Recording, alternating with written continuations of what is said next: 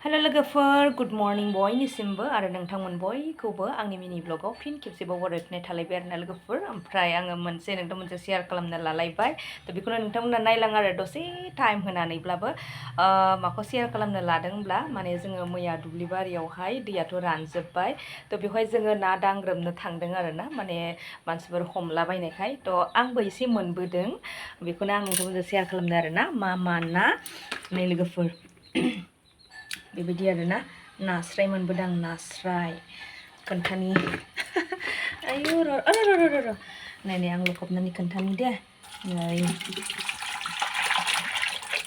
माने जानो आन्था बेखौ आं हमनानै मोनदों आरोना लोगोफोर मानसिफ्रा जि खबाइ गोदोनासे गाहाम मोनदों नास्रायखौ